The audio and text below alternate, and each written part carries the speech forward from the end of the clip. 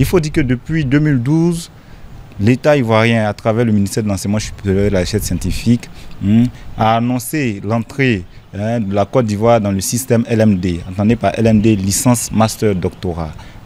Voilà. De 2012 à 2023, nous étions dans une phase qu'on a appelée la phase transitoire de l'application effective au système LMD. Ce qui vous a dit que durant cette phase-là, on délivrait et les diplômes de l'ancien système et les diplômes du nouveau système que sont la licence, le master et le doctorat. Voilà. Depuis le 22 mai 2023, avec la promulgation de la nouvelle loi sur l'enseignement supérieur, la recherche scientifique et l'innovation, précisément la loi 2003-429 du 22 mai 2023, voilà, portant sur l'enseignement supérieur. Voilà. Cette loi-là, en son article 26, dit que désormais en Côte d'Ivoire, l'enseignement supérieur ivoirien délivre ne serait-ce que la licence, le master et le doctorat. Voilà. Pour appliquer cette loi, Monsieur le ministre de l'Enseignement supérieur a pris un arrêté le 28 mars dernier qui met fin à la délivrance des diplômes intermédiaires tels que les DEUG, le DEA, la maîtrise, voilà, le duel. Tous ces diplômes-là ne sont plus délivrés à compter du 28 mars 2024, date de signature de l'arrêté de Monsieur le ministre de l'Enseignement supérieur Adama Diawara. Voilà. Au cours de plusieurs rencontres, en tant qu'organisation de défense des intérêts des élèves et étudiants, nous avons posé le problème, un problème à Monsieur le ministre de l'Enseignement supérieur, à savoir la place du BTS, du brevet du technicien supérieur, dans un système LMD. Voilà. Parce que dans l'ancien système, le BTS correspondait au DEC 2.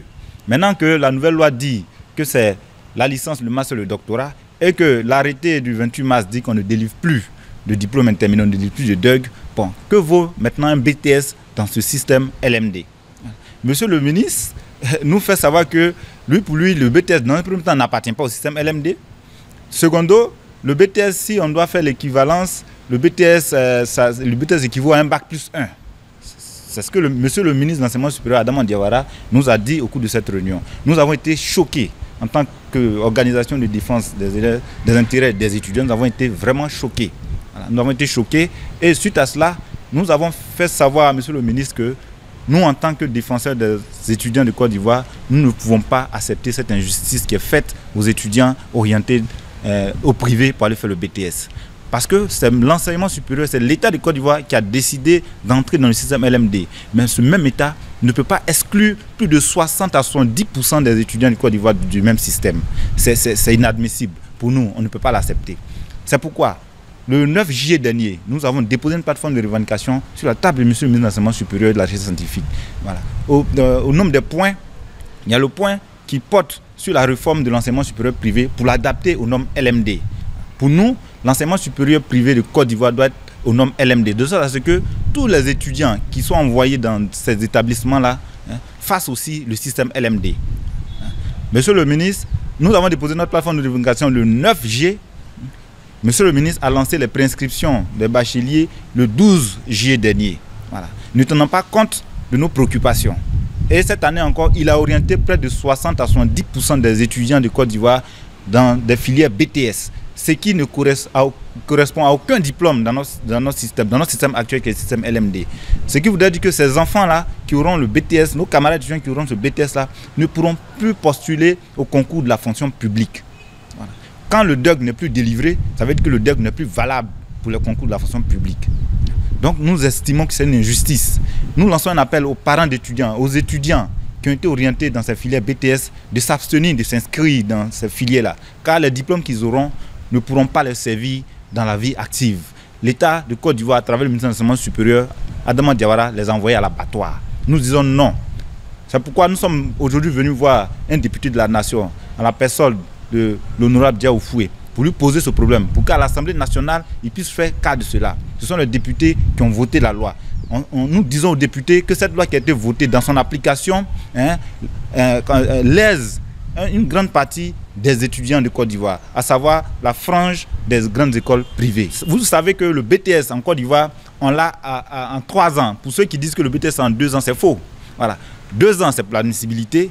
Et il faut au moins 6 mois de stage. Stage d'ailleurs qu'on a du mal à trouver. Après quoi, les sessions de soutenance du BTS, c'est une seule session par année. la session de décembre. Donc, c'est inéluctablement 3 ans qu'il faut pour avoir un BTS. Et monsieur le ministre de l'Enseignement supérieur vient s'asseoir pour nous dire que cela équivaut à un bac plus 1. Il faut faire 3 ans pour avoir un bac plus 1. Non, c'est inadmissible. L'un des points aussi de notre plateforme de revendication consistait à la suppression des 10 000 francs que l'État prélève abusivement aux bacheliers. Voilà. Chaque année, ça fait maintenant pratiquement 4-5 ans, quand les étudiants ont le bac, on leur demande de venir payer 10 000 francs pour une préinscription, pour qu'ils soient orientés. Voilà. Nous avons posé la question à monsieur le ministre de savoir, mais les 10 000 francs, à quoi servent ces 10 000 francs? Étant donné que dans le budget citoyen, dans le budget de l'enseignement supérieur, du système, du secteur éducation-formation, il y a un budget qui est alloué aux orientations, que ce soit au secondaire, au supérieur, voilà, l'enseignement technique, il y a un budget qui est alloué à l'orientation. Mais pourquoi les étudiants doivent encore venir payer 10 000 francs? Monsieur le ministre fait savoir que c'est, comment est-ce qu'il a appelé ça, les ressources propres du ministère. Nous lui avons posé la question de savoir, bon, si c'est les ressources propres du ministère, c'est qu'il y a un décret présidentiel qui institue les ressources propres du ministère. Nous voulons avoir connaissance de ce décret. Jusqu'à présent, monsieur le ministre ne nous a pas montré un décret qui dit que les ministères doivent, qu'on appelle ça, avoir des ressources propres, qui doivent prélever ça sur la tête des étudiants. Ça, il ne nous a pas encore montré ce document. Voilà. C'est dit que les 10 000 francs qui sont prélevés à chaque préinscription, c'est de façon abusive. Voilà. On ne sait pas où ça va. Une année ici, bon, au temps du ministre Niamey Kona, avant le ministre Niamey Kona, les ministres qui se sont succédés ont prélevé de l'argent aux étudiants pour les préinscriptions. Quand le ministre Niamey Kona est arrivé, il a estimé que ce n'était pas nécessaire. C'était de l'abus. Il a carrément supprimé. Voilà. Mais après lui, contre toute attente, les ministres qui suivent ont institué encore les 10 000 francs. Maintenant, où vont ces 10 000 francs? Prenez un chiffre, on fait un calcul simple. Cette année, c'est plus de 100 000 bacheliers. Un calcul simple par 10 000 francs. Ça fait 1 milliard. 1 milliard que monsieur le ministre Adama Diawara et ses compagnons, ses collaborateurs ont collecté sur la tête de pauvres étudiants, de pauvres parents d'étudiants. Mais tout cet argent-là va où? Ça sert à quoi? Ça sert à quoi? C'est de l'arnaque, c'est de l'escroquerie. Nous disons non. Nous disons non. Monsieur le Président de la République, fait en sorte que qu'on appelle ça, la scolarisation de nos camarades soit de plus en plus aisée.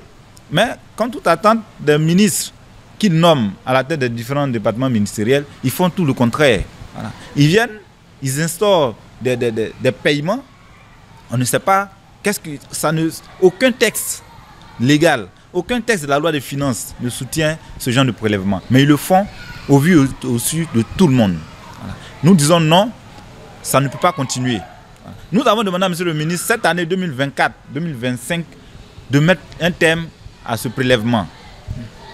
Mais malgré nos interpellations, voilà, il a tenu à collecter, à prendre l'argent abusivement des étudiants. Et il a pris. Mais nous demandons que, en tout cas devant les députés de la nation, ils puissent se rendre compte de cet argent-là. Voilà. C'est pourquoi nous sommes venus voir le monsieur l'honorable Diaoufoué, pour que, aux sessions parlementaires, monsieur le ministre de l'Enseignement supérieur vienne répondre de ces prélèvements abusifs qu'il fait auprès des étudiants. Voilà. Donc, merci encore au député Diaoufoué de nous avoir laissé nous exprimer au travers de sa caméra. Merci et, en tout cas, haut les cœurs.